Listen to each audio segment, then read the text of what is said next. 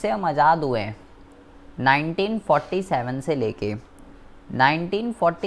से लेके अब तक होता क्या है, सरकार सेकेंडरी सेक्टर जो होता है जिसको हम इंडस्ट्रियल सेक्टर कहते हैं उसके लिए पॉलिसीज़ को फॉर्मुलेट करती है जिसको इंडस्ट्रियल पॉलिसी कहते हैं।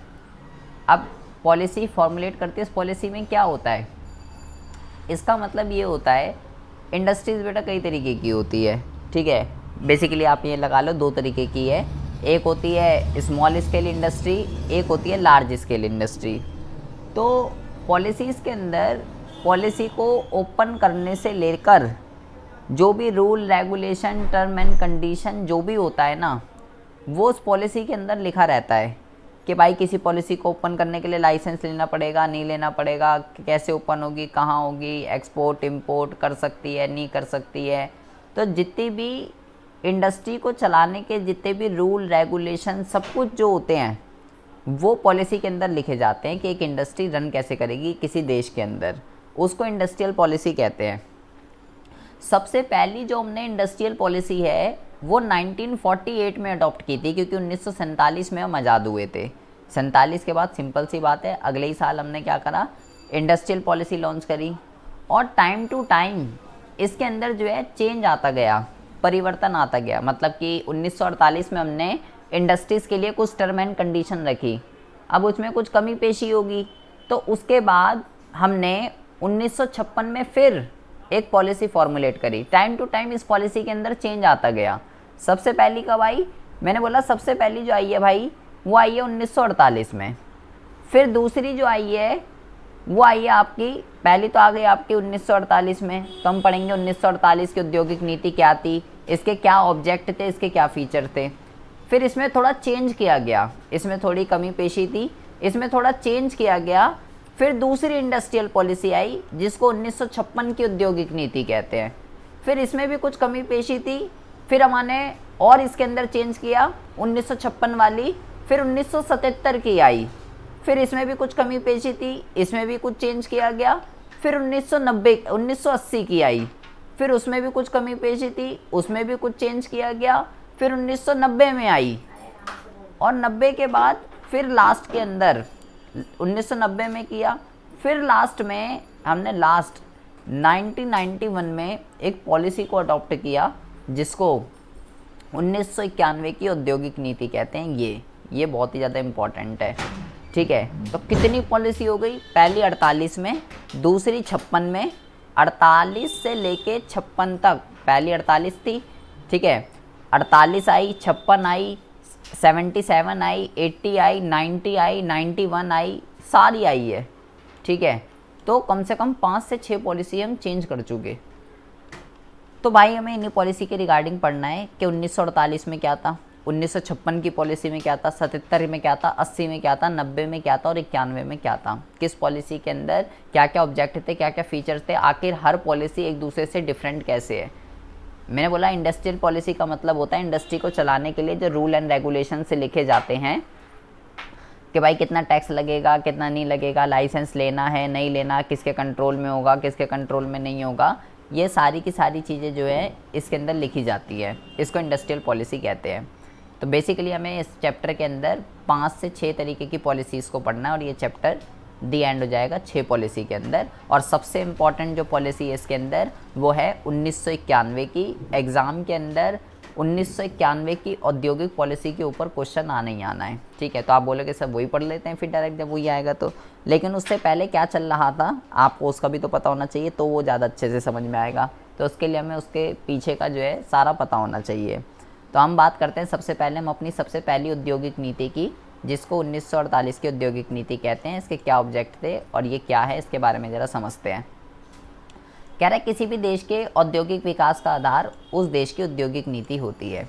देखो बेटा, अगर एक देश को विकास करना है तो केवल प्राथमिक क्षेत्र कुछ नहीं कर सकता, कृषि केवल कुछ नहीं कर सकता। कृषि हमें केवल खाने के लिए वस्तु देता है, ठीक है। आज के टाइम में हमारे पास जितनी भी चीज़ें आती हैं, चाहे वो कुछ भी हो, चाहे वो फ़ोन हो, कंप्यूटर हो, ठीक है, स्कूटी वगैरह, कुछ भी, इतना जो डाइवर्सिफिकेशन हो रहा है गुड्स के मामले में, वो सेकेंडरी सेक्टर अवेलेबल करा रहा है, प्राइमरी अवेलेबल नहीं करा रहा। प्राइमरी तो हमें केवल गेहूँ चावल दालें यही देगा, लेकिन हमारे आज हम जितने भी गैजेट्स को यूज़ कर रहे हैं वो सेकेंडरी सेक्टर अवेलेबल करा रहा है, या जितनी भी चीज़ें हैं। तो सेकेंडरी सेक्टर जितना अच्छा होगा देश उतना ज़्यादा विकास करेगा। और सेकेंडरी सेक्टर अच्छा कब होगा, वो उसकी पॉलिसी पे डिपेंड करता है कि उस देश की पॉलिसी क्या है, वो इंडस्ट्रीज़ को कितनी फ्रीडम देती है। इस बात के ऊपर डिपेंड करता है कि इंडस्ट्री देश का विकास करेगी या नहीं करेगी। विश्व बैंक ने 1959 के वार्षिक प्रतिवेदन में लिखा था कि हमारे वह सदस्य जिसका विश्व में विकास स्तर कम है, निसंदेह दोषपूर्ण आर्थिक और औद्योगिक नीति के कारण ही इस अवस्था में है। इसका मतलब क्या हुआ, कह रहा है 1959 में वर्ल्ड बैंक ने एक रिपोर्ट बताई और उसमें ये बताया कि वो सभी देश जो विकास के स्तर पे पीछे हैं, मतलब जो ज़्यादा डेवलप नहीं कर पाए, उसका केवल एक ही रीज़न है, उनकी इंडस्ट्रियल पॉलिसी। उनकी इंडस्ट्रियल पॉलिसी कुछ इस तरीके की है जो वहाँ की इंडस्ट्रीज़ को फ्रीडम नहीं दे पाती है, जिसकी वजह से देश विकास नहीं कर पा रहा। तो देश का जो विकास है वो इंडस्ट्रियल पॉलिसी के ऊपर डिपेंड करता है। इंडस्ट्रियल पॉलिसी जितनी फ्री होगी, इंडस्ट्री को जितनी छूट देगी, उतना ही ज़्यादा देश विकास कर पाएगा। इसलिए सुदृढ़ और प्रभावशाली औद्योगिक नीति के द्वारा ही ज़्यादा से ज़्यादा उत्पादन, न्यायपूर्ण वितरण और रोजगार के अधिक अवसर और संतुलित आर्थिक लक्ष्य को प्राप्त करके समाज का क्या कर सकते हैं हम, समाज का सपना साकार किया जा सकता है, देश का आर्थिक विकास हो सकता है। कुछ भी करना है आपको, बोला उसने अधिक उत्पादन करना है और अमीर गरीब के बीच का अंतर खत्म करना है, रोजगार की अपॉर्चुनिटी क्रिएट करनी है, संतुलित आर्थिक लक्ष्यों का मतलब होता है पिछड़े हुए क्षेत्र और डेवलप हर जगह हो सके। कुछ भी करना है आपको, सब कुछ आपकी इंडस्ट्रियल पॉलिसी के ऊपर डिपेंड करता है। यदि किसी भी देश के आर्थिक उद्योगीकरण को सही दिशा और गति प्रदान नहीं की जाती तो निश्चित रूप से उस देश के आर्थिक विकास जो है वो अवरुद्ध हो जाएगा और उस देश के समक्ष अनेक आर्थिक वातावरण का निर्माण करने, संसाधनों का समुचित उपयोग करने तथा उद्योगों को विनियमित करने के लिए एक श्रेष्ठ औद्योगिक नीति की आवश्यकता होती है। ये कह रहा है कि आपने अगर यहाँ पे देखिए, यहाँ से हमने पढ़ा था औद्योगिकरण का मतलब होता है नई नई इंडस्ट्रीज़ को लगाना, ठीक है। तो कह रहा है मान लीजिए आप नई नई इंडस्ट्री खोल रहे हो, औद्योगिकरण कर रहे हो, लेकिन अगर आपकी पॉलिसी सही नहीं है, इंडस्ट्रियल पॉलिसी सही नहीं है, अगर औद्योगिकरण को सही दिशा और गति प्रदान नहीं की गई, सही डायरेक्शन में हमने पॉलिसी नहीं बनाई, तो भाई ऐसा औद्योगिकरण करने का कोई भी फ़ायदा नहीं है। हम कहते हैं कि अगर देश का आर्थिक विकास करना है तो औद्योगिकरण का मतलब होता है इंडस्ट्रियलाइजेशन करना, नई नई इंडस्ट्रीज़ को ओपन करना। नई नई इंडस्ट्री ओपन करने से लोगों को काम धंधे मिलते हैं, रोज़गार की अपॉर्चुनिटीज़ ओपन होती हैं। तो अगर आप नई नई इंडस्ट्री खोल रहे हो तो भाई वो इंडस्ट्री खोलने का फ़ायदा तभी है जब आपकी इंडस्ट्रियल पॉलिसी अच्छी होगी। कह रहा है अगर आपकी इंडस्ट्रियल पॉलिसी अच्छी नहीं होगी ना, तो आप जितनी भी इंडस्ट्रियलाइजेशन कर लीजिए, आपके आर्थिक विकास में बाधा उत्पन्न हो जाएगी, तो देश को अनेक कठिनाइयों का सामना करना पड़ सकता है। तो अगर आपको इन सब चीज़ों से बचना है तो आपको एक अच्छी औद्योगिक नीति की ज़रूरत है। औद्योगिक नीति जो है वो किसी देश के उद्योगों की स्थापना कैसे वो ओपन होगी, अब ये बता रहे हैं औद्योगिक नीति क्या होती है, बहुत ज़्यादा ध्यान से सुनेंगे। किसी भी इंडस्ट्री को ओपन करने के लिए उसकी इस्टेब्लिशमेंट कैसे होगी, उसका संचालन कैसे वो चलेगी, उसका नियंत्रण, उसका कंट्रोल और उसके संवर्धन के संबंध में घोषित नीति निर्देश हैं जो उद्योगों के विकास एवं स्वरूप को निर्धारित करते हैं। ये इंडस्ट्रियल पॉलिसी का मीनिंग है जो मैंने आपको बताया कि एक इंडस्ट्री कैसे ओपन होगी, कैसे चलेगी, कैसे उसका कंट्रोल होगा, कैसे उसकी ग्रोथ एंड डेवलपमेंट होगी, उससे रिलेटेड जितनी भी टर्म एंड कंडीशन होती हैं, जितनी भी पॉलिसीज़ होती है जो इंडस्ट्री की ग्रोथ एंड डेवलपमेंट को निर्धारित करती है, उसको इंडस्ट्रियल पॉलिसी कहते हैं। वह नियम, नीतियाँ और सिद्धांत जो सरकार के द्वारा उद्योगों की स्थापना कैसे होगी, उद्योगों का संचालन कैसे होगा और उद्योगों के ऊपर नियंत्रण कैसे होगा, इसके क्रम में बनाए जाते हैं। कौन बनाती है ये नीति? सरकार बनाती है ये नीति। कौन बनाता है ये रूल एंड रेगुलेशंस? सरकार बनाती है ये रूल एंड रेगुलेशन इंडस्ट्रीज़ के लिए कि अगर आपको हमारे देश के अंदर इंडस्ट्रीज़ को ओपन करना है तो भाई हमारे तो ये रूल एंड रेगुलेशन है, इन रूल एंड रेगुलेशन को फॉलो कीजिए और हमारे देश के अंदर इंडस्ट्री को खोल लीजिए। खोलना केवल इंडस्ट्री पॉलिसी नहीं है, खोलने के साथ साथ उसका संचालन कैसे वो चलेंगी, उस पर किसका कंट्रोल होगा, आप क्या कर सकते हो क्या नहीं कर सकते हो, वो सब सरकार आपको बताएगी। आप अपनी मर्जी से कुछ नहीं कर सकते, सरकार ने जो रूल एंड रेगुलेशन बताए हैं उसी के अकॉर्डिंगली आपको चलना पड़ेगा। तो सबसे पहले तो इसने यहाँ पे केवल आपको इतना बताया है कि आखिर इंडस्ट्रियल पॉलिसी होती क्या है, कौन बनाता है, किस चीज़ से रिलेटेड होती है, ये यहाँ पे इसने आपको केवल अभी इतना बताया है। अब ये आपको बता रहा है कि इंडस्ट्रियल पॉलिसी आखिर बनानी क्यों चाहिए, मोटिव क्या है इंडस्ट्रियल पॉलिसी बनाने का। यहाँ पे बेसिकली इसने आवश्यकता बताई है कि औद्योगिक नीति क्यों बनानी चाहिए, यहाँ पे हमने आवश्यकता पढ़ी थी। अब है ऑब्जेक्ट क्या है भाई इसका, सन 1948 के नीति प्रस्ताव में सन 1948 के नीति प्रस्ताव में इस बात पर विशेष बल दिया गया कि उत्पादन में निरंतर वृद्धि और समान वितरण व्यवस्था हो तथा सरकार औद्योगिक विकास में सक्रिय भागीदारी निभाए।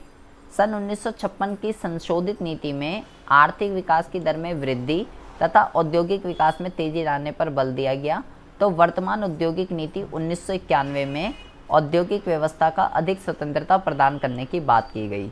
भारतीय संदर्भ में औद्योगिक नीति के महत्वपूर्ण उद्देश्य निम्नलिखित बिंदुओं से स्पष्ट होते हैं। देखिए बेटा, मोस्टली जो फेमस मैंने आपको 5 बताई, ठीक है, एक 48 की है, एक 48 है, एक 56 है, एक 77 है, एक 80 है, एक 90 है और एक 91 है।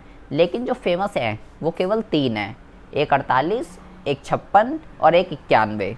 ठीक है, कह रहा है 1948 में इंडस्ट्रियल पॉलिसी का क्या ऑब्जेक्ट था कि उत्पादन में निरंतर वृद्धि करना, प्रोडक्शन में जो है इंक्रीमेंट हो और समान वितरण हो। मतलब समान वितरण का मतलब क्या होता है कि अमीर और गरीब सबका जो है इक्वल के डिस्ट्रीब्यूशन होना चाहिए। ऐसा नहीं केवल अमीरों को फ़ायदा हो रहा है, गरीबों को कुछ नहीं हो रहा।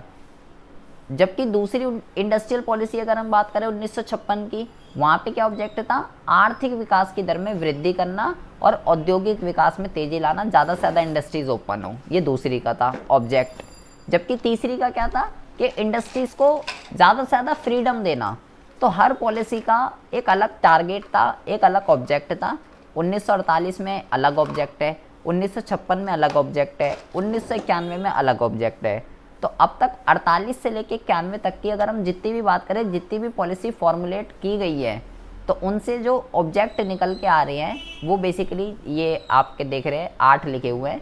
तो इन सब का जो कंक्लूज़न है, जितनी भी पॉलिसी अभी तक हमने अडॉप्ट की है, जैसे कि सबसे पहला क्या है, सबसे पहले लिखा हुआ है देश में विभिन्न उद्योगों की स्थापना और विकास करना, ज़्यादा से ज़्यादा इंडस्ट्रीज जो है वो ओपन होनी चाहिए। ठीक है, विभिन्न औद्योगिक क्षेत्रों की अवधारणा और औचित्य का निर्धारण करना, इसके साथ साथ क्षेत्रीय असंतुलन को दूर करना, संतुलित औद्योगिक विकास के मार्ग को प्रशस्त करना। मतलब कि क्षेत्रीय असंतुलन का मतलब होता है, अगर मैं आपसे बोलूं कि आप दोनों को इंडस्ट्री खोलनी है, ठीक है, तो आप कौन सी जगह पे इंडस्ट्री खोलना चाहोगे। एक जगह ऐसी है जिसको डेवलप एरिया कहते हैं, सारी सुविधाएं वहाँ पे उपलब्ध है, और एक है बिल्कुल पिछड़ा हुआ क्षेत्र जहाँ पे कोई फैसिलिटी उपलब्ध नहीं है। तो अगर मैं अभी आपसे पूछूं आपको इंडस्ट्री खोलनी है, कहाँ पे खोलोगे, तो आपके दोनों के मुंह से निकलेगा भाई वहाँ खोलेंगे ना जहाँ सारी सुविधाएं उपलब्ध हैं। ऐसी जगह क्यों खोलेंगे जहाँ कोई सुविधा ही उपलब्ध नहीं है। कोई भी बंदा हो, कॉमन सेंस की चीज़ें वहीं खोलेगा जहाँ सारी सुविधाएं प्रचुर मात्रा में उपलब्ध हैं। तो इसी तरीके से जो बंदा इंडस्ट्री खोलना चाहता है वो भी यही सोचता है कि भाई मैं पिछड़े हुए क्षेत्र के अंदर इंडस्ट्री क्यों खोलूँ, वहाँ पे तो सारी फैसिलिटी उपलब्ध नहीं है। मैं ऐसी जगह इंडस्ट्री खोलूँगा ना जहाँ सारी की सारी उपलब्ध है, वो होती है डेवलप एरिया के अंदर। तो ऐसे तो सभी बंदे ऐसे ही सोचेंगे कि यार डेवलप में ही खोलेंगे, अनडेवलप में क्यों खोलें। तो अगर सभी बंदे डेवलप में खोलेंगे तो डेवलप तो और डेवलप हो जाएगा, और पिछड़े हुए क्षेत्रों में कोई इंडस्ट्री नहीं खुलेगी। इससे क्या होगा, क्षेत्रीय असमानता क्रिएट हो जाती है, क्योंकि अगर डेवलप में इंडस्ट्री खुलती रहेगी और अनडेवलप में नहीं खुलेगी तो डेवलप वाले एरिया तो पहले ही डेवलप थे, वो और डेवलप हो जाएंगे, और पिछड़ा हुआ क्षेत्र जैसा था वैसे ही रह जाएगा। लेकिन सरकार ऐसा होने नहीं देती है। सरकार के पास पॉलिसी बनाती है वो, तो सरकार लोगों को लालच देती है कि भाई बात ऐसी है, गढ़ जैसी है, अगर तू पिछड़े हुए क्षेत्रों में खोलेगा ना, जैसे मान लो अगर डेवलप एरिया में खोलता है तो भाई तेरे को टैक्स भी देना पड़ेगा, तेरे को बिजली की यूनिट भी महंगी मिलेगी, हर चीज़ पे फाउंडेशन लगा देती है डेवलप पे, क्योंकि फैसिलिटी मिल रही है वहाँ पे। लेकिन जब सरकार पॉलिसी बनाती है तो सरकार लालच देती है कि अगर आप पिछड़े हुए क्षेत्रों में खोलोगे ना, टैक्स में भी चलो 5 साल तक कोई टैक्स में भी रिलैक्सेशन दूंगी, बिजली भी सस्ती दूंगी, रॉ मटेरियल में भी आपको वो मिल जाएगा, लेकिन पिछड़े हुए क्षेत्रों में खोलो। ऐसा सरकार इसलिए करती है ताकि पिछड़े हुए क्षेत्रों में भी इंडस्ट्रीज़ ओपन हो और दोनों जगह इंडस्ट्री ओपन हो के डेवलप और अनडेवलप दोनों क्षेत्रों का जो है विकास हो सके। इसके साथ साथ देश के औद्योगिक ढांचे का निर्माण करना कि कैसा होना चाहिए, कैसा नहीं होना चाहिए, विभिन्न उद्योगों, संस्थाओं और सरकार के मध्य कोऑर्डिनेशन इस्टेब्लिश करना कि चाहे वो सरकार, उद्योग, जितनी भी ऑर्गेनाइजेशन है, सब मिलजुल के काम करें। ठीक है, सरकार जो भी पॉलिसी बना रही है, इंडस्ट्री वाले बंदे उनको समझें कि हाँ जी जो भी पॉलिसी फॉर्मुलेट की गई है उससे कुछ ना कुछ देश को ही फ़ायदा होने वाला है। ऐसा नहीं कोई पॉलिसी फॉर्मुलेट कर दी सरकार ने और भाई जो इंडस्ट्री वाला है वो जो है इसके पक्ष में नहीं है, वो कह रहा है कि अबे ये क्या कर दिया ने, ये तो कल्याण हो गया हमारा, ये हो गया वो हो गया। मिलजुल के काम नहीं कर रहे, तो भाई मिलजुल के काम करो। सरकार जो भी करेगी वो देश के लिए करेगी। आप अपने लिए सोच रहे हो और सरकार देश के लिए सोच रही है। बाकी राष्ट्र के महत्व के उद्योगों को परिभाषित करना एवं निर्दिष्ट करना कि राष्ट्रीय जन आवश्यकताओं के आधार पर उद्योगों की स्थापना के लिए मार्गदर्शन करना, मतलब कि वो इंडस्ट्रीज़ इस्टेब्लिश होनी चाहिए जिनको लोगों को जिस चीज़ की ज़रूरत है। ठीक है, जन आवश्यकताओं के आधार पर उद्योगों की स्थापना का मतलब ये है कि ऐसी इंडस्ट्रीज़ ओपन हो जो देश के लोगों के लिए गुड्स एंड सर्विसेज बनाए, देश के लोगों को जिन वस्तुओं और सेवाओं की ज़रूरत है वो इंडस्ट्रीज़ ओपन होनी चाहिए, ना कि फालतू की कोई इंडस्ट्रीज़ ओपन होनी चाहिए। तो ये जो बेसिकली उद्देश्य है इंडस्ट्री पॉलिसी बनाने के। अब हम पढ़ते हैं कि 1948 में जो इंडस्ट्री पॉलिसी सरकार ने बनाई, इसके अंदर क्या क्या रूल एंड रेगुलेशन सरकार ने रखे, इसके क्या क्या फीचर्स थे और क्या क्या इसके अंदर इंडस्ट्री के ऊपर प्रतिबंध लगाए गए और क्या क्या इसमें इंडस्ट्री वालों को फ्रीडम दी गई। तो हम पढ़ रहे हैं सबसे पहली औद्योगिक नीति, जिसको 1948 की औद्योगिक नीति कहते हैं। किसी भी देश के औद्योगिक विकास के लिए कि औद्योगिक नीति का होना बहुत ही ज़्यादा ज़रूरी है। स्वतंत्रता से पूर्व भारत की कोई औद्योगिक नीति नहीं थी। पहले जब अंग्रेज़ों का शासन था तो भाई बिना इंडस्ट्रियल पॉलिसी के चलता था, जो अंग्रेज़ चाहते थे वैसा ही होता था। लेकिन जब हम आज़ाद हुए तो स्वतंत्रता मिलने पे शीघ्र भारत की पहली औद्योगिक नीति 1948 में घोषणा की गई। ये नीति 6 अप्रैल 1948 को तत्कालीन उद्योग और पूर्ति मंत्री डॉक्टर श्याम प्रसाद मुखर्जी द्वारा संसद में घोषित की गई। सबसे पहली आई 6 अप्रैल 1948 में। उससे पहले बोला कोई इंडस्ट्री पॉलिसी नहीं थी, अंग्रेज जैसा चाहते थे वैसा ही होता था क्योंकि हम उनके गुलाम थे। अब इस पॉलिसी के अंदर क्या था, इस पॉलिसी की मुख्य विशेषताएं क्या थी? सबसे पहला लिखा हुआ है मिश्रित अर्थव्यवस्था। मिश्रित अर्थव्यवस्था का मतलब क्या होता है बेटा? जब हम आज़ाद हुए थे 1947 में तो हमारे पास सबसे बड़ी प्रॉब्लम क्या थी कि हम किस अर्थव्यवस्था को अपनाएं। 3 तरीके की अर्थव्यवस्थाएं होती हैं, आपने सुना भी होगा, छोटी क्लासों से पढ़ते भी आ रहे होंगे, 10th में भी पढ़ा होगा, 11th में भी पढ़ा होगा अगर याद हो। पहली जो अर्थव्यवस्था होती है उसको कहते हैं पूंजीवादी अर्थव्यवस्था।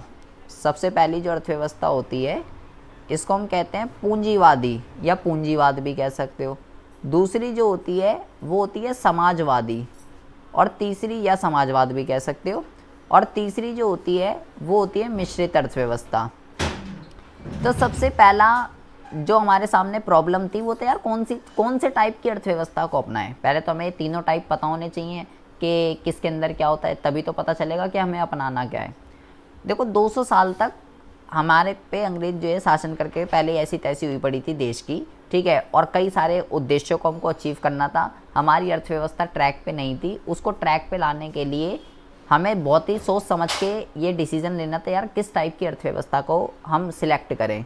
तो पहले आपको पता होना चाहिए पूंजीवाद अर्थव्यवस्था क्या होती है। पूंजीवादी अर्थव्यवस्था एक ऐसी अर्थव्यवस्था होती है जिसके अंदर सबसे पहली बात तो सरकार का कोई भी रोल नहीं होता, सरकार नहीं होती यहाँ पे। और दूसरा सबसे मोस्ट इम्पॉर्टेंट, यहाँ पे सारे निजी उत्पादक होते हैं। 2 तरीके के उत्पादक होते हैं, एक होते हैं निजी, एक होते हैं सार्वजनिक। ठीक है, जब सरकार जिसकी ओनर होती है वो सार्वजनिक होते हैं, और एक निजी बंदा, एक इंडिविजुअल जिसका ओनर होता है वो निजी होते हैं। तो जब सरकार ही नहीं है तो सरकारी उद्योग भी नहीं है, ख़त्म बात।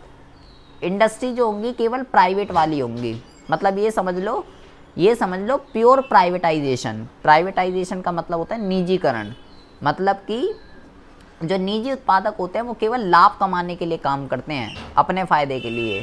दुनिया जाए भाड़ में, मेरे को प्रॉफिट होना चाहिए, मैं वो बनाऊंगा जिससे मुझे मैक्सिमम प्रॉफिट मिल रहा है, मैं वो नहीं बनाऊंगा जो कस्टमर चाहता है। ठीक है, गरीब क्या चाह रहा है, यहाँ पे जो प्रोडक्ट बनते थे या जो बनते हैं वो अमीर लोगों के लिए बनते हैं। ठीक है, कई सारी कंट्रीज़ हैं जिन्होंने कैपिटलिज्म इकोनॉमी को अपना रखा है, पूंजीवाद अर्थव्यवस्था को अपना रखा है। ठीक है, तो इसमें जो है किसके लिए गुड्स बनते हैं, अमीरों के लिए गुड्स बनते हैं। अब अमीर कौन है, यहाँ पे डिफाइन नहीं है कि अमीर कौन है भाई, जिसके बस की है वो गुड्स खरीद ले, और जिसके पास पैसे नहीं है वो भूखा मरे। सरकार यहाँ पे, आप कोई भी सरकार यहाँ पे, जैसे आप भारत में देखते हैं, भारत में क्या होता है, भारत के अंदर जो गरीब लोग होते हैं उसको सरकार क्या करती है, भाई सस्ती रेट पे, हमने पीछे पढ़ा कि भाई राशन की दुकानों के माध्यम से जो है उनको गेहूँ, चावल, चीनी ये सब देती है। ठीक है, तो यहाँ पे ऐसा नहीं होता, यहाँ पे जो है, यहाँ पे ऐसा नहीं होता कि सरकार कुछ मदद करेगी। यहाँ पे भाई जिसके बस की है वो खरीद ले, और जिसके बस की नहीं है वो भूखा मरेगा यहाँ पे, और यहाँ पे कुछ भी नहीं हो सकता। ठीक है, लाइक यूएसए है, यूके है, जर्मनी है, जापान है, सिंगापुर है, ये सब कैपिटलिज्म इकोनॉमी के एग्जाम्पल्स हैं। इन्होंने कैपिटलिज्म इकोनॉमी को अपना रखा है। यहाँ पे जो प्रोड्यूसर्स हैं वो निजी वाले हैं, निजी प्राइवेट प्रोड्यूसर हैं, जो केवल वो गुड्स बनाते हैं जिनसे उनको फ़ायदा होता है, ना कि वो जिनसे लोगों को फ़ायदा हो। ठीक है, अच्छा जी, अब दूसरा जो है वो है समाजवाद। समाजवाद बिल्कुल अपोजिट है पूंजीवाद का, बिल्कुल अपोजिट। हमने बोला वहाँ सरकार का रोल नहीं होता, तो भाई यहाँ पे सरकार का रोल होता है। हमने बोला यहाँ पे केवल प्राइवेट वाले प्रोड्यूसर होते हैं, तो भाई यहाँ प्राइवेट वाले नहीं होते, यहाँ सरकारी प्रोड्यूसर होते हैं। हमने बोला यहाँ लाभ कमाने के लिए काम किया जाता है, तो समाजवाद के अंदर लाभ नहीं कमाया जाता, सामाजिक कल्याण के लिए काम किया जाता है, लोगों का कल्याण होना चाहिए ज़्यादा से ज़्यादा।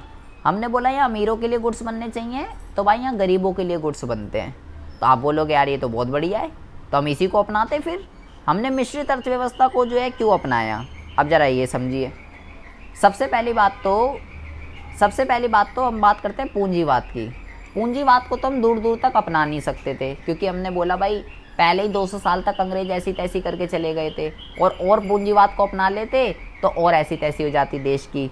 ठीक है, तो हमने भाई इसको तो अपनाया नहीं। सोशल की अगर बात करें तो सोशल के अंदर सारा का सारा बर्डन सरकार के ऊपर ही हो जाता, सब कुछ सरकार को ही करना है।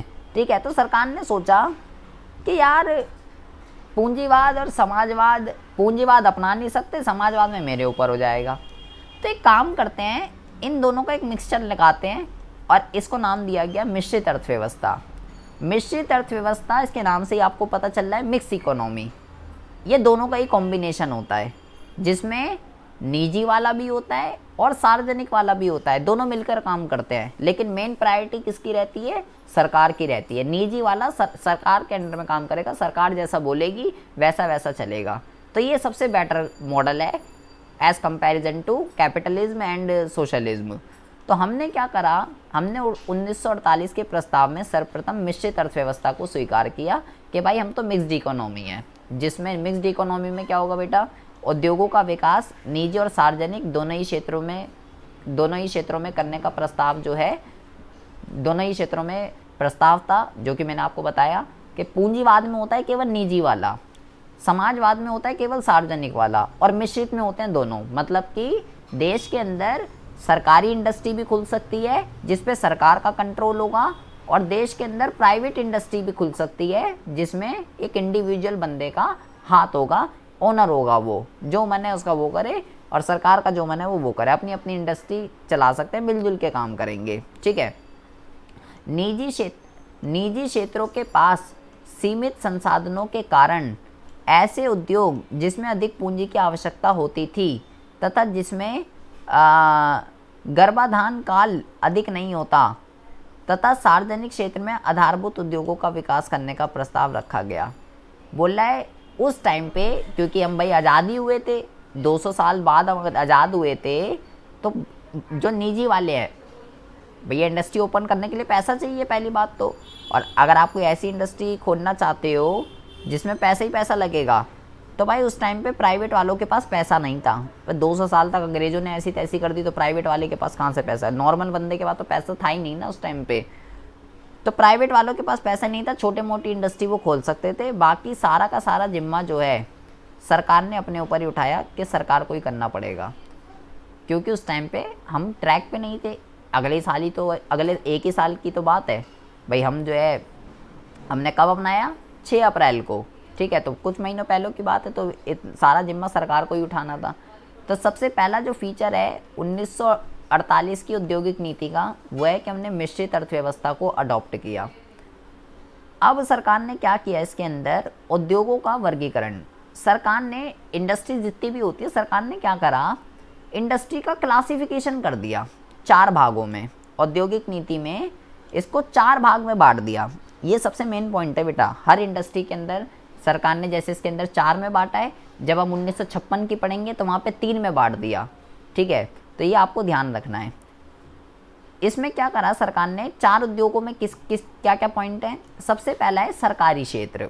सरकारी क्षेत्र इसके नाम से ही पता चल रहा है, कह रहा है पहली श्रेणी में केवल 3 उद्योग, अस्त्र शस्त्र व युद्ध सामग्री का निर्माण, अणुशक्ति का उत्पादन व नियंत्रण और रेल यातायात को रखा गया, जिन पर केवल सरकार का एकाधिकार होगा। मतलब कि बेटा जितने भी वॉर इक्विपमेंट होते हैं, ठीक है, अस्त्र शस्त्र और युद्ध सामग्री मतलब वॉर इक्विपमेंट, ठीक है, बाकी गोला बम बारूद, अणु शक्ति का उत्पादन, ये जो होते हैं गोला बम बारूद, ये सारी चीज़ें, और रेल यातायात, ये तीनों की जो प्रोडक्शन है ना, मतलब रेल सेक्टर के अंदर, वॉर इक्विपमेंट के अंदर और गोला बम बारूद, इन सब चीज़ों के अंदर केवल सरकार ही रह सकती है। अगर कोई प्राइवेट वाला बंदा ये चाहता है कि मैं अपनी रेल की पटरी बिछा दूं, तो भाई ऐसा नहीं हो सकता था।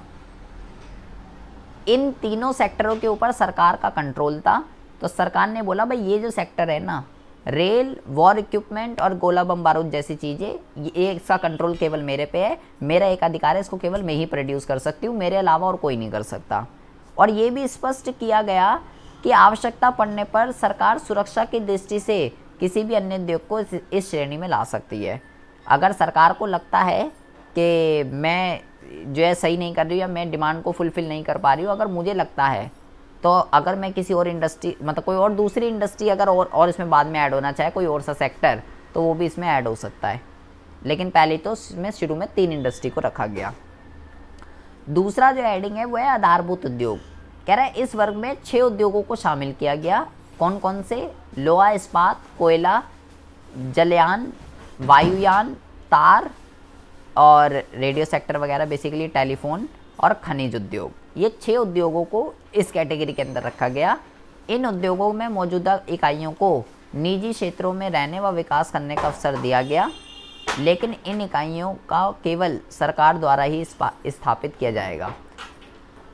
ये वाला सेक्टर भी और ये वाला सेक्टर भी, दोनों ही सेक्टर को केवल कौन इस्टेब्लिश कर सकता था? सरकार। कोई प्राइवेट वाला अगर चाहता, तो प्राइवेट वाला जो है इन इंडस्ट्री को, अगर वो चाहता था कि मैं कोई लोहे की इंडस्ट्री खोल लूँ, कोयले की खोल लूँ, वायुयान, जलयान, वो नहीं खोल सकता था। कह रहा भाई इन उद्योगों की स्थापना केवल सरकार ही कर सकती थी। और कहाँ पे? इन उद्योगों में मौजूदा इकाइयों को निजी क्षेत्रों में रहने व विकास करने का अवसर जो है दिया जाएगा। मतलब अगर कोई पहले से अगर इस्टेब्लिश हुई भी है, तो वो निजी रहेगी, उसकी कोई दिक्कत नहीं है, लेकिन इस पॉलिसी के बाद से केवल सरकार ही इसको ओपन कर सकती है। तीसरा है नियंत्रण क्षेत्र। इस क्षेत्र में 18 उद्योगों को शामिल किया गया, जिसमें अधिक पूंजी, निवेश व तकनीकी कौशल की आवश्यकता है। इन उद्योगों को निजी क्षेत्रों में ही रहने दिया जाएगा, लेकिन सरकार इन पे पर्याप्त नियंत्रण रखेगी। बोला ये जो है ये निजी वाला कर सकता है। बाकी मतलब यहाँ पे 3 की बात हो गई, यहाँ 6 की बात हो गई। 6 और 3 कितने हो गए? 6 और 3 हो गए 9। इन 9 इंडस्ट्री को छोड़कर बाकी जितनी भी टाइप की इंडस्ट्री है वो प्राइवेट वाला ओपन कर सकता है, लेकिन कंट्रोल जो है वो सरकार का रहेगा। जैसे कि अगर कोई नमक का काम करना चाहता है, ट्रैक्टर, बिजली, भारी मशीन, उर्वरक, मोटर गाड़ियाँ एंड रबड़, सीमेंट, चूना, वस्त्र, ऊनी वस्त्र, ये सब खोलना चाहता है तो खोल ले भाई, कोई दिक्कत नहीं है। कोई भी प्राइवेट वाला बंदा इसको खोल सकता है, लेकिन कंट्रोल सरकार का रहेगा। ये सारे के सारे इस टाइप की इंडस्ट्री जो होती है वो कोई भी निजी वाला खोल सकता था, लेकिन कंट्रोल सरकार का रहेगा। और चौथा है निजी क्षेत्र। उपरोक्त तीनों वर्गों में शामिल उद्योगों के अतिरिक्त अन्य उद्योग निजी क्षेत्रों में रखे गए, लेकिन सरकार का सामान्य नियंत्रण इन उद्योगों पर भी बना रहेगा। मतलब कोई अलग बात नहीं बोली इसने। नियंत्रित क्षेत्र के कह रहा है तीनों कैटेगरी के अंदर जितने भी उद्योगों की बात हो गई है, इसके अलावा कोई भी उद्योग है तो वो इस कैटेगरी के अंदर आएगा। निजी वाला ओपन कर सकता है, लेकिन कंट्रोल सरकार का रहेगा। तो बेसिकली बेटा जो ए और खा वाला, का और खा वाला है, इसको केवल सरकार ही ओपन कर सकती थी। और जो गा और जो ये वाला है, ये वाला गा और ये घा, इसको निजी वाला ओपन कर सकता था, लेकिन उस पर सरकार का कंट्रोल रहेगा। सरकार जैसा बोलेगी वैसा वैसा होता रहेगा। तो सरकार ने 1948 के अंदर बेसिकली आप यहाँ पे देख रहे हैं, सरकार ने अपनी प्रायोरिटी रखी है भाई। सबसे पहले मैं जो बोलूँगी आप वैसा कीजिए, आप अपने अकॉर्डिंगली कुछ नहीं कर सकते। जैसा जैसा मैं बोल रही हूँ वैसा वैसा आप करते रहिए। मतलब प्रॉपर प्राइवेट वाले पे प्रॉपर कंट्रोल बना के रख रखा है उनके ऊपर कि बिना मेरी आप परमिशन के कुछ नहीं कर सकते, जो मैं बोलूँ वो होगा। तीसरा क्या है? विदेशी पूंजी। विदेशी पूंजी का ये मतलब होता है बेटा कि कोई दूसरे देश का बंदा आपके देश के अंदर आकर इंडस्ट्री खोल सकता है क्या? चलो अपने देश की तो बात हो गई कि जो भारत के अंदर रहते हैं वो इंडस्ट्री कैसे ओपन करेंगे। कोई दूसरे देश का बंदा आके ओपन कर सकता है क्या? तो औद्योगिक गति को तेज करने के लिए विदेशी पूंजी का विशेषकर तकनीकी ज्ञान के क्षेत्र में स्वागत किया गया, लेकिन विदेशी उपक्रमों में पदों का भारतीयकरण शीघ्र करने का प्रस्ताव रखा गया और ये भी स्पष्ट किया गया कि विदेशी पूंजी हमारे हित में होगी तो ही उसे स्वीकार किया जाएगा। देखिए 1948 में हमने दूसरे देशों के लोगों को आने की अनुमति तो दे दी, ठीक है, लेकिन उसके अंदर कई सारी बाउंडेशन थी कि भाई आप जो है इतना ही केवल इन्वेस्ट कर सकते हो, इतने ज़्यादा नहीं कर सकते, या और कई सारी बाउंडेशन थी। और उसके बाद अभी हम दोबारा पढ़ेंगे 1956 के बाद उसके बाद जब 1970 की आई, फिर हमने इन्हें भगा दिया था कि भैया आप नहीं कर सकते, आप जाइए यहाँ से। लेकिन फिर 1991 में जब हमारी हालत ख़राब हो गई, फिर हमने फिर इनको एंटर होने दिया। मतलब पहले तो 1948 में हमने परमिशन दे दी, चलो ठीक है आ जाओ कर लेना, लेकिन उसके बाद फिर हमें पहले कोका कोला, IBM ये सब इंडिया के अंदर आ गए 1948 में, लेकिन फिर सरकार ने अपनी टर्म एंड कंडीशन चेंज कर दी 1966 में। उसके बाद कोका कोला वगैरह को फिर से भारत से जाना पड़ा, फिर 1991 में फिर अडॉप्ट करी, फिर कोका कोला फिर से भारत के अंदर आ गई। तो सरकार जैसी पॉलिसी बनाएगी उसके हिसाब से इंडस्ट्री का आना जाना लगा रहता है। तो पहले तो हमने परमिशन दे दी, लेकिन कुछ रिस्ट्रिक्शंस के साथ। आते हैं 4th पॉइंट के रिगार्डिंग लघु और कुटीर उद्योग। लघु और कुटीर उद्योगों के साथ सरकार ने क्या किया, क्या रूल एंड रेगुलेशन रखे?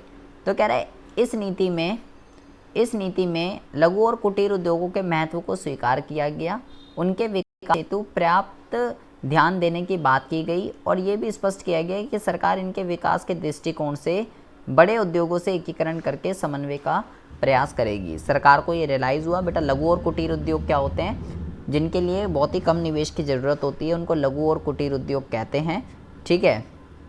तो सरकार और ये श्रम प्रदान होते हैं बेटा, रोज़गार देते हैं लोगों को ज़्यादा से ज़्यादा। तो सरकार को ये रियलाइज़ हुआ नहीं भाई इनकी इस्टेब्लिशमेंट बहुत ही ज़्यादा ज़रूरी है, अगर देश का विकास करना है तो ये इंडस्ट्रीज़ होनी चाहिए। तो इन इंडस्ट्रियों की स्थापना ज़्यादा से ज़्यादा करी जाएगी, क्योंकि ये श्रम ज्ञान होते हैं, इससे लोगों को काम धंधा मिलेगा, रोज़गार की अपॉर्चुनिटीज़ ओपन होंगी। तो इनको ज़्यादा से ज़्यादा ओपन करना है, तो भैया इनके लिए जो है सरकार ने विशेष ध्यान दिया कि भाई लघु और कुटीर उद्योग खुलेंगे ही खुलेंगे, और बाकी इनका बड़े उद्योगों के साथ कोऑर्डिनेट करके कैसे भी करके इनको सपोर्ट किया जाएगा फुल्ली। पांचवा जो पॉइंट है वो है श्रम प्रबंध एवं संबंध। इसका क्या मतलब है? भारत के उद्योग में श्रम प्रबंधों व श्रम संबंधों व श्रम प्रबंध को सुधारने पर बल दिया गया। लेबर मैनेजमेंट और लेबर के रिलेशन, ये कहते हैं इसको। इस उद्देश्य से श्रम की प्रबंध में भागीदारी, कल्याणकारी योजनाएं, पर्याप्त रोजगार साधन आदि को सैद्धांतिक रूप से स्वीकार किया गया। मतलब कि हम जो है लेबर का यूटिलाइजेशन सही तरीके से कर सकें, ठीक है, लेबर मैनेजमेंट और लेबर के आपस में संबंध, और साथ के साथ अपने मैनेजर्स के साथ, एक इंडस्ट्रीज़ के लोगों के साथ सारे के सारे रिलेशन अच्छी तरीके से हो सके। लेबर का मैनेजमेंट, हम लेबर का यूटिलाइजेशन सही तरीके से कर सके। लेबर हमारा एक सबसे बड़ा सोर्स है, तो उस रिसोर्स का हम सही तरीके से यूज़ कर सके। काम कौन करेगा? लेबर ही तो करेगी, और कौन करेगा? तो उसको हम सही तरीके से कर सकें, इस पे 1948 की औद्योगिक नीति पे विशेष ध्यान दिया गया। प्रशुल्क और कर नीति लास्ट है। सरकार ने इस प्रकार की प्रशुल्क नीति अपनाने का निश्चय किया जिससे कि उपभोक्ता पर बिना बोझ डाले स्वदेशी साधनों के अधिकाधिक प्रयोग और विदेशी प्रतिस्पर्धा को हतोत्साहित किया जा सके। सरकार ने इस प्रकार की कर प्रणाली अपनाने का चयन किया जिससे कि बचत व विनियोग को बढ़ावा मिले तथा आर्थिक शक्ति के केंद्रीकरण को रोका जा सके। बेटा प्रशुल्क और कर नीति, प्रशुल्क एक तरीके का टैक्स होता है, ठीक है। तो ये बेसिकली तब लगता है जब हम दूसरे देशों से कुछ भी लेते हैं, आयात करते हैं, ठीक है। तो प्रशुल्क एक तरीके का टैक्स है। तो बोला है सरकार ने इस प्रकार की प्रशुल्क नीति को अपनाने का निश्चय किया जिससे कि उपभोक्ता पर बिना बोझ डाले, मतलब कि जो बायर है उसके ऊपर जो है ज़्यादा बर्डन ना पड़े टैक्स का, ठीक है, और हम जो है ज़्यादा से ज़्यादा उस चीज़ का यूज़ कर सके। तो सरकार ने ऐसी प्रणाली को अपनाया जिससे कि देश के अंदर ज़्यादा से ज़्यादा बचत हो, ज़्यादा से ज़्यादा इन्वेस्टमेंट हो। जितनी ज़्यादा से ज़्यादा सेविंग्स होती हैं उतनी ही ज़्यादा से ज़्यादा निवेश होता है। निवेश और विनियोग एक ही चीज़ होती है। तो जो निवेश है, जो इन्वेस्टमेंट है, वो सेविंग के ऊपर डिपेंड करता है। जितनी ज़्यादा एक कंट्री के अंदर सेविंग होती है उतना ज़्यादा ही एक कंट्री के अंदर इन्वेस्टमेंट होता है। तो यहाँ पे बात करी गई है कि सरकार ने अगर किसी भी इंडस्ट्रीज़ को दूसरे देशों के साथ कुछ भी एक्सपोर्ट इंपोर्ट करना है तो किस तरीके का टैक्स स्ट्रक्चर रहेगा। तो बेसिकली ये 6 विशेषताएं हैं जो हमें 1948 की औद्योगिक नीति के अंदर देखने के लिए मिल रही है। पहला मिश्रित, दूसरा 4 भागों में वर्गीकरण, फॉरेन कैपिटल, लघु और कुटीर उद्योग, लेबर मैनेजमेंट और टैक्स। तो इन सब का कंक्लूजन क्या निकलता है, इन सब का जो निष्कर्ष है वो क्या निकल रहा है? कह रहा है इस नीति के द्वारा सरकार ने भारत में मिश्रित अर्थव्यवस्था की नींव डाली जिसमें निजी और सार्वजनिक क्षेत्र के उद्योग मिलकर जो है कार्य करने का अवसर मिल सके। सरकार ने निजी उद्योगों के राष्ट्रीयकरण का अधिकार अपने पास रखा तथा निजी क्षेत्र के विकास के पर्याप्त अवसर प्रदान करने का आश्वासन भी दिया, लेकिन राष्ट्रीयकरण को लेकर थोड़ी अनिश्चितता बनी रही। 1948 के बाद सरकार ने इस नीति के विपरीत कुछ उद्योगों का राष्ट्रीयकरण, जैसे कि ये, इसमें इंपीरियल बैंक व जीवन बीमा, ये करके एक डर पैदा कर दिया जिसके कारण औद्योगिक विकास की गति पर प्रतिकूल प्रभाव पड़ा। फिर भी तत्कालीन परिस्थितियों में ये एक अच्छा कदम था। औद्योगिक नीति को क्रियान्वित करने एवं उद्योगों के नियमन एवं विकास के लिए 1951 में उद्योग अधिनियम पास किया गया। यहाँ पे बेसिकली इस पॉलिसी के अच्छे और इस पॉलिसी के बुरे ड्रॉबैक्स लिखे गए हैं। इवैल्यूएशन का, जैसे ऐसा भी क्वेश्चन आ सकता है बेटा, ऐसा भी क्वेश्चन आ सकता है कि 1948 की जो औद्योगिक नीति है उसका आलोचना करो उसकी, ठीक है। आलोचना के अंदर हमें पहले तो उसकी थोड़ी बहुत अच्छाइयाँ बतानी होती है, उसके बाद उसकी जो है बुराइयाँ बतानी होती है। आलोचना, समीक्षा एक ही चीज़ होती है, इवैल्यूएशन। तो पहले बोला भाई ठीक है, सरकार ने उससे 1948 में जो है 1948 में सरकार ने जो है मिश्रित अर्थव्यवस्था को अपना लिया जिसमें निजी सार्वजनिक दोनों मिलकर काम कर सकते थे, ठीक है, और निजी वालों के लिए भी कई सारे अवसर खोले। कंट्रोल भले ही सरकार के पास था लेकिन कई सारे अवसर निजी वालों के लिए भी थे। लेकिन 1948 में देखो क्या लिखा हुआ है, 1948 के बाद सरकार ने इस नीति के विपरीत कुछ उद्योगों का राष्ट्रीयकरण, जैसे कि 1953 में वायुयान परिवहन, इंपीरियल बैंक और जीवन बीमा का 1955 में करके डर पैदा कर दिया, जिससे कि उद्योगों पर प्रतिकूल प्रभाव पड़ा। तो यहाँ पे बेसिकली इसका जो है कंक्लूज़न लिखना है पूरी की पूरी पॉलिसी का। इसी तरीके से हमें बाकी की 4 पॉलिसी और पढ़नी है कि भाई अब पढ़ेंगे 1956 की क्या थी, उसकी क्या क्या विशेषताएं थी, उसके क्या क्या उद्देश्य तो नहीं बेसिकली, उसके बारे में, उसकी विशेषताएं, उसका इवैल्यूएशन। इसी तरीके से 1970 की पढ़ेंगे, 77 की जो भी थी, फिर 80 की पढ़ेंगे, फिर 90 की पढ़ेंगे, फिर 91 की पढ़ेंगे। मंजू कुछ समझ में आ रहा है या ऊपर से जा रहा है?